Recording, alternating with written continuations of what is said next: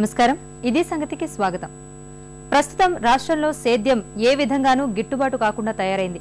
కొనబోతే కొరివి, అమ్ముదామంటే అడవి అన్నట్లు పరిస్థితి ఉంది.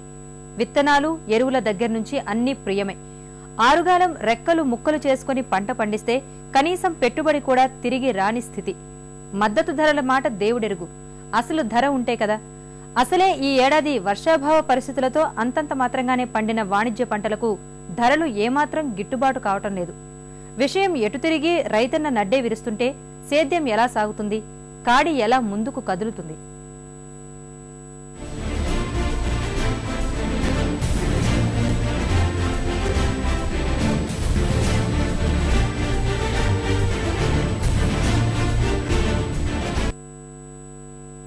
తెల్ల బంగారం తేలిపోతోంది, మిర్చి ఘాటు తగ్గుతోంది, పసుపు మేలి ఛాయ కోల్పోతోంది. రాష్ట్రంలో అత్యధిక విస్తీర్ణంలో ప్రధానంగా సాగు చేస్తున్న 3 వాణిజ్య పంటలు రైతులకు కళ్లెదుటే చేదు అనుభవాలు కనిపిస్తున్నాయి. పరిస్థితులు రోజు రోజుకు గుండెల్లో రైళ్లు పరిగెట్టిస్తున్నాయి. ఓవైపు అనావృష్టి పరిస్థితులు, మరోవైపు తగ్గుతున్న దిగుబడులు, వీటికి జోడింపుగా ధరల పతనం సాగుదారులపై ముప్పేట దాడి చేస్తున్నాయి.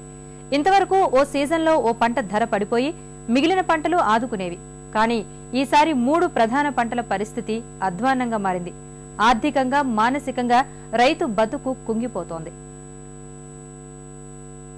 రాష్ట్రంలో వాణిజ్య పంటలకు ధరాఘాతం తగిలింది.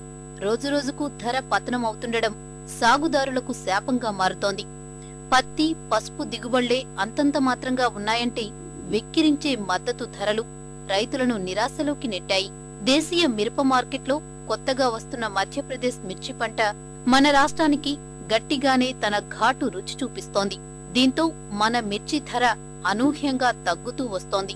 ప్రస్తుతం ఈ 3 ప్రధాన వాణిజ్య పంటలు గట్టి సవాళ్లే ఎదుర్కొంటున్నాయి. ఇప్పుడు రేటు కూడా లేదుగా, మళ్ళీ అదొకటి. ఇప్పుడు ఇది ఇంతకు ముందు 6,000 ఉంది కదా, ఇవాళ 3,500 కొంట ఉంది. అది ఏకిట్టింది అసలు. సర్వ లాస్, కంప్లీట్ లాస్ ఈ సంవత్సరం వ్యవసాయం. ఇప్పుడు వచ్చిందంతా 3 గంటలు వచ్చింది. 3 మూడు అంతా 9,000, కౌలంతా 15,000. మిగిలితే మరి కౌలు కత్తి తీస్తేనే 10 రూపాయలు, 8 రూపాయలు కిలో వచ్చి, కూలి వేస్తేనే 150 రూపాయలు. రాష్ట్రంలో వరి తర్వాత అధిక విస్తీర్ణంలో సాగవుతున్న పంట పత్తి. వర్షాధార పంట కావడం, మార్కెటింగ్ అనుకూలంగా ఉండడం, మిర్చి, పసుపుతో పోలిస్తే పెట్టుబడి ఖర్చు కొంత తక్కువగా ఉంటున్నందున ఎక్కువ మంది రైతులు ఇటువైపు మొగ్గు చూపారు. దీనికి తోడు బీటీ విత్తనాలు అందుబాటులోకి వచ్చిన తర్వాత ఎక్కువ మంది రైతులు పత్తి వైపు పరుగులు తీశారు. ఈ సీజన్లో పత్తి రైతుల పరిస్థితి అత్యంత దయనీయంగా మారింది. వర్షాలు కత్తిగట్టాయి, అదనులో చినుకు జాడలేకుండా పోయింది. పత్తి ఎంత మొండి మొక్కైనా కనీస తడి కూడా అందకపోవడంతో దిగుబడులు బాగా తగ్గాయి. దీనికి తోడు ధర సరిగా లేదు. ఈ ఏడాది మన రాష్ట్రంలో 60 లక్షల బేళ్ల పత్తి వస్తుందని తొలుత భావించారు. ఇప్పుడు 55 లక్షల బేళ్లకు మించి వచ్చే వాతావరణం కనిపించడం లేదని జాతీయ పత్తి సలహా సంస్థ అంచనా వేసింది. కానీ వాస్తవ పరిస్థితులు అంతకంటే ఘోరంగా ఉన్నాయి. అధిక విస్తీర్ణంలో పత్తి సాగు చేసే గుంటూరు జిల్లాలోని ఈసారి 32,000 హెక్టార్లలో పంట దెబ్బతిందని అధికారిక గణాంకాలు సూచిస్తున్నాయి. ఎకరానికి 10 నుంచి 12 క్వింటాల వరకు దిగుబడి రావాల్సిన చోట కనీసం 2-3 క్వింటాళ్లు కూడా వచ్చే పరిస్థితి లేదు. ఎండిపోయిన మొక్కలకు అక్కడక్కడా పత్తి కాయలు పేలినా వాటి తీతకు అయ్యే ఖర్చు ఎక్కువగా ఉంటున్నందున ట్రాక్టర్తో మొక్కలను సమూలంగా దున్నేస్తుండడం పరిస్థితి తీవ్రతకు అద్దం పడుతోంది. క్వింటాకు సగటున 3,700 నుంచి 3,800 వరకు మాత్రమే ధర లభిస్తోందిప్పుడు. గత సీజన్లో క్వింటాలు ధర 6,500 వరకు వెళ్లింది. అయితే ఈ సీజన్లో ధరలు పెరుగుతాయనే ఆశ రైతుల్లో ఎక్కడా కనిపించడం లేదు. మన రాష్ట్రంలో పంట దిగుబడులు తగ్గినా గుజరాత్, మహారాష్ట్రలో మంచి దిగుబడులు వచ్చే అవకాశం కనిపిస్తుండడం మరో కారణం. ఇప్పుడు 30,000 పెట్టుబడి అయిందండి. ఇప్పుడు వస్తే 2 క్వింటాలు వచ్చింది. పత్తి రేటు ధర 3,500 ఉంది. అది ఇంకా తగ్గిద్ది అంటున్నారు. ఈ తీతకి క్వింటాకి 700 అయిందండి. ఈ సంవత్సరం మేము 30-40 సంవత్సరాలు పత్తి పండిస్తున్నాము. ఇంత దారుణమైన పరిస్థితి అసలు ఏ సంవత్సరం లేదన్నమాట. మేము తోలి పేగడం చూడాలి ఎప్పుడు. ఈ సంవత్సరం ఫస్ట్ అనమాట 2-3 క్వింటాలతోటి చెడగొట్టుకొని ఇప్పుడు ఎకరానికి 40-45 వేలు పెట్టుబడి అవుతుంది కౌలుతోటి. మేము కౌలు చేస్తాము. కొద్దిగా 5-6 ఎకరాల సొంతాలున్నా ఒక 15-20 ఎకరాలు కౌలు చేస్తూ ఉంటాం. 45 ఏళ్ళు. 45 ఏళ్ళు ఇప్పుడు 2 క్వింటాలు వచ్చిందండి. 2-3 అట్లా వస్తుంది. ఒక 10 ఏళ్ళు చేతికి వస్తాయండి. 10 ఏళ్ళు చేతికి వస్తే 35 ఏళ్ళు లాస్ అనమాట. కాటన్ పరిస్థితి ఈ సంవత్సరం చాలా నిరాశాజనకంగా ఉందండి. వర్షాభావ పరిస్థితి వలన ఇక్కడ ఈ ఏరియాలో వర్షాలు లేకపోవడం వల్ల కాటన్ చాలా తక్కువగా దిగుబడి రావడం జరుగుతూ ఉంది. ఈ సంవత్సరం 3-4 క్వింటాలు వచ్చే పరిస్థితి ఉంది. దీని మీద కొంచెం రేటు రావడానికి కూడాను ఉంది. కానీ రైతులు మాత్రం ఈ దిగుబడి ఎంత రేటు వచ్చినా కానీ దిగుబడి తక్కువ వచ్చినందువలన చాలా ఆందోళన ఉన్నారు, చాలా నష్టపోయేటువంటి పరిస్థితి ఉందన్నమాట. ఇప్పటి వరకు ఎదురులేని గుంటూరు మిర్చికి మధ్యప్రదేశ్ నుంచి గట్టి సవాల్ ఎదురైంది. ఇండోర్ పరిసరాల్లో పండిస్తున్న కొత్త మిర్చి మన మార్కెట్లోకి వస్తుండటంతో మన మిరప ధరలు తగ్గుతున్నాయి. విదేశాల నుంచి తగిన ఆర్డర్లు లేక ఎగుమతులు మందగించాయి. వారం రోజుల వ్యవధిలో క్వింటా ధర రకాన్ని బట్టి 500 రూపాయల నుంచి 1200 రూపాయల వరకు తగ్గడం రైతుల్లో కలవరం రేపుతోంది. కొత్త పంట వచ్చేసరికే ఈ ధరలు మరింత తగ్గుముఖం పట్టొచ్చని మార్కెట్ వర్గాల అంచనా. నిన్న మొన్నటి వరకు రైతులకు మిరప పంట లాభాలను పండించింది. గుంటూరు మార్కెట్ యార్డులో బాడిగి వంటి ప్రత్యేక రకం మిర్చి ధర ఒక దశలో క్వింటాలుకు 12,500 రూపాయల దాకా పలికింది. కొన్నాళ్ల పాటు ఈ ధరలు నిలకడగా కొనసాగాయి. కానీ వారం రోజుల నుంచి ధరల పతనం ప్రారంభమైంది. బాడిగిరికి గానీ, తేజకి గానీ, తెల్లతనకి గానీ వాటికి 1500 దిగిన కదని కాయను పట్టుకుంటున్నారు. మళ్ళీ కాయను కూడా పండించే వాళ్ళమే కానీ వాళ్ళ దగ్గరికి పోయి ఇట అని చెప్పంగా రేటు ఇట అయిందా అని నిలబెట్టిన వాళ్ళే దింపిన వాళ్ళే ఏం చేయాలని వాళ్ళు చేయాల్సిందే కానీ రైతు వరకు జాగిరి చేయటం అడిగే ఎంతవరకు ఎంతవరకే. ఇప్పటి వరకు దేశంలో ఆంధ్రప్రదేశ్ మిర్చికి తిరుగులేదు. అందున గుంటూరు మిర్చికి ఎదురులేదు. పరిమాణం, నాణ్యత ఇలా ఏ విధంగా చూసినా మనదే అగ్రస్థానం. కానీ పరిస్థితి చెయ్యి దాటిపోతోంది. నాణ్యతలో సరితూగకపోయినా పరిమాణంలో మధ్యప్రదేశ్ గట్టి పోటీదారుగా మారింది. 5-6 ఏళ్ల క్రితం వరకు అక్కడ 10 నుంచి 15 లక్షల బస్తాల పంట ఉండేది. ఒక్కో బస్తా 35 నుంచి 45 కిలోల మధ్య ఉంటుంది. ఈ ఏడాది ఇంతవరకు 45 లక్షల బస్తాల పంట దిగుబడి మధ్యప్రదేశ్లో వచ్చినట్లు అంచనా. అక్కడి మిర్చి వారానికి 60,000 బస్తాల వరకు మార్కెట్లోకి వస్తోంది. అక్కడ వేసే ప్రీతి, నెంబర్ 12, గణేష్ రకాలు దాదాపుగా మన దగ్గర పండే బాడిగా, తేజ 334 రకాలకు దగ్గరగా ఉంటాయి. ఆ మిర్చి ధర మనకంటే తక్కువగా ఉండడంతో పాటు ఉత్తర భారతదేశానికి అక్కడి నుంచే ఎక్కువ సరుకు వెళ్తోంది. ఇది దేశీయ మార్కెట్లో మన మిరప విక్రయాలపై ప్రభావం చూపిస్తోంది. ఈ సీజన్లో మిర్చికి గతంలో ఎన్నడూ లేనంతగా ధరలు వచ్చాయి. బాడిగి రకం ధర క్వింటాలుకు ఒక దశలో 12,500 దాకా వెళ్లింది. కొన్నాళ్లు మార్కెట్ నిలకడగానే కొనసాగినా ఇప్పుడు ధర ఒడిదుడుకులను ఎదుర్కొంటోంది. గుంటూరు మిర్చి యార్డులో ఈ నెల 8వ తేదీన బాడిగి గరిష్ట ధర 11,800 రూపాయలుగా ఉంటే 11వ తేదీన 10,800 రూపాయలకు పడిపోయింది. ఇప్పుడు మళ్లీ 11,200 రూపాయలకు చేరింది. తేజ రకం 9,000 నుంచి 8,000 రూపాయలకు వచ్చింది. నెంబరు 334 రకం ధర 8,800 నుంచి 8,000 రూపాయలుగా ఉంది. నెంబర్ 5 గరిష్ట ధర కూడా 500కు మించే తగ్గింది. 273 రకం గరిష్ట ధరలో పెద్దగా మార్పు లేకపోయినా సగటు ధర 200 నుంచి 300 రూపాయల వరకు తగ్గింది. ప్రస్తుతం యార్డులోకి రోజు 60,000 నుంచి 1,00,000 బస్తాల వరకు వస్తున్నా 20,000 నుంచి 25,000 బస్తాల వరకు మాత్రమే విక్రయాలు జరుగుతున్నాయి. ఇందుకు కారణం డిమాండ్ తగ్గడమేనని వ్యాపారులు చెబుతున్నారు. 10 రోజుల కిందట వచ్చారు, వస్తే రేటు ఉంది, ఇంకా రేట్ వేసేదన్నాము ఉంచాం.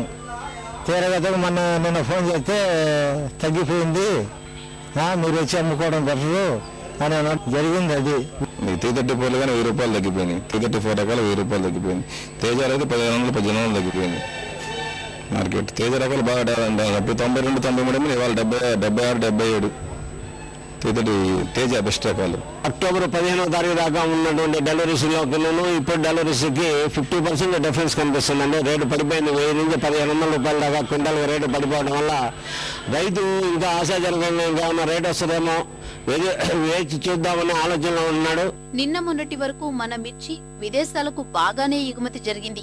పాకిస్తాన్, బంగ్లాదేశ్, శ్రీలంక, మలేషియా, సింగపూర్ల నుంచి ఎక్కువగా ఆర్డర్లు వచ్చేవి. దీపావళి తర్వాత ఎగుమతులు మందగించాయి. 334 రకం ఎక్కువగా ఎగుమతి చేసుకునే పాకిస్తాన్ ఇప్పుడు పూర్తిగా ఆపేసింది. ఈ ఖరీఫ్ లో మన రాష్ట్రంలో విస్తీర్ణం బాగా పెరిగింది. గత సీజన్ కంటే అదనంగా 25% పంట సాగు చేశారు. ఏటా 1 కోటి బస్తాల వరకు మిర్చి పండితే ఈసారి 1,25 లక్షల బస్తా మిర్చి వస్తుందని అంచనా వేస్తున్నారు. కొన్ని చోట్ల వైరస్ తెగుళ్లు, విత్తన లోపాలతో దిగుబడి కోసం ఆశిస్తున్న రైతులు దిక్కుతోచని పరిస్థితిలో మిరప మొక్కలను పీకేస్తున్నారు.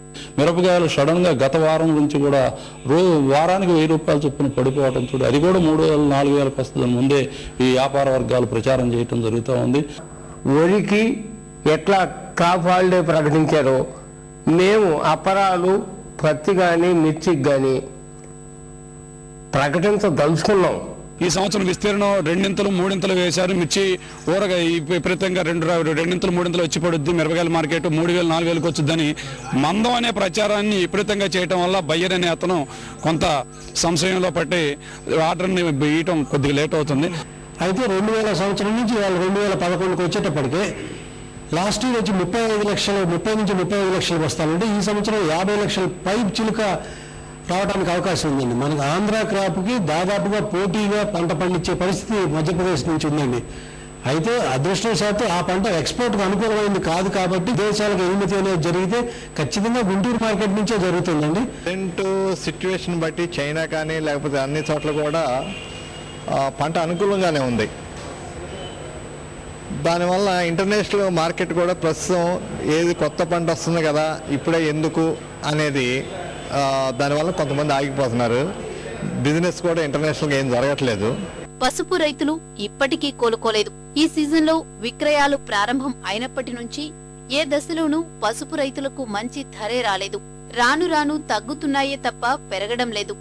గతేడాది క్వింటాలు ధర ఒక దశలో 16,000 రూపాయల వరకు వెళ్లింది. కానీ ప్రస్తుతం ఆ ధరలు అనూహ్యంగా పతనమయ్యాయి. క్వింటాలు ధర గరిష్టంగా 6,000 రూపాయలు దాటలేదు. ప్రస్తుతం దుక్కిరాల మార్కెట్ యార్డులో క్వింటాలు పసుపు ధర 3,500 రూపాయల నుంచి 4,500 రూపాయల మధ్య ఊగిసలాడుతోంది. మంచి నాణ్యత ఉండి పాలిష్ పట్టిన మేలు రకాలకు తప్పిస్తే 5,000 రూపాయలు రావడం అసాధ్యంగానే ఉంటోంది. సరైన ధరలు లేనందున రైతుల దగ్గరే ఇంకా 1,70,000 బస్తాల పసుపు నిల్వలు ఉన్నట్లు తెలుస్తోంది. ప్రస్తుతం ఖరీఫ్ పంట సాగులో ఉంది. విస్తీర్ణం బాగానే పెరిగింది.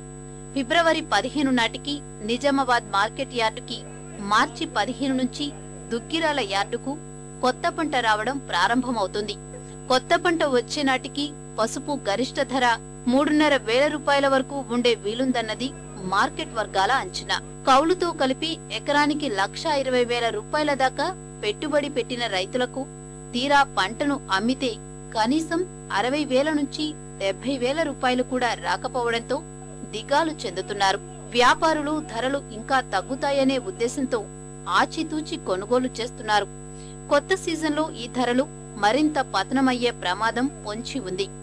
కనీస మద్దతు ధర పరిధిలోకి పసుపును కూడా చేర్చి ప్రభుత్వం కొనుగోలు చేపట్టకపోతే రైతు పరిస్థితి అధ్వానంగా తయారవుతుందన్నది నిజం. మామూలుగా 70,000 అయిందండి పెట్టుబడి. మామూలుగా ఒక 50,000 పెట్టాం, పసుపు కొనేసాము. ఎకరం కౌలు 30,000 కౌలు అండి. ఇవాళ దాన్ని బట్టి చూస్తే ఇక్కడ 70,000 రాలేదండి. ఈ సంవత్సరం పసుపు పెరగడానికి అవకాశాలు చాలా తక్కువగా ఉన్నాయి సార్. కారణం ఏంటంటే ఒకరి పైన డిమాండ్ లేదు, లోకల్ డిమాండ్ కూడా లేదు. కాస్త ఎక్స్పోర్ట్ డిమాండ్ ఉన్నందువల్ల కాస్త ఇట్లా ఉంది, కానీ లోకల్ డిమాండ్ ఏమాత్రం సాగట్లేదు. వరకు వెళ్తానే ఉన్నాయి. కానీ ప్రతి వారి యొక్క మనసులో పసుపు పంట ఎక్కువ ఉంది, ఇది మందం వస్తుందనే ఉద్దేశంతో ఉండవలసిన డిమాండ్ కూడా బాగా తగ్గిపోయి 2 లారీలు కొనాల్సిన వాళ్ళు 1 లారీ కూడా కొనకుండా వెయిట్ చేయడం వల్ల కూడా ఈ మందం రావడానికి కారణమవుతుంది. ఇలా మార్కెట్ మాయాజాలం ముందు క్షిపణిలా గరిష్ట ధరలతో దూసుకెళ్లిన వాణిజ్య పంటలది ఇప్పుడు గడ్డు కాలం. పేకమేడలా ధరలు కుప్పగూలిపోతుండటంతో మార్కెట్లో అనిశ్చితి నెలకొంటోంది. మంచి ధరను కళ్లజూసిన రైతులకు ఇప్పుడు లాభాలు కాదు కదా, కనీసం పెట్టుబడి ఖర్చులు వెనక్కి దక్కే పరిస్థితులు లేవు.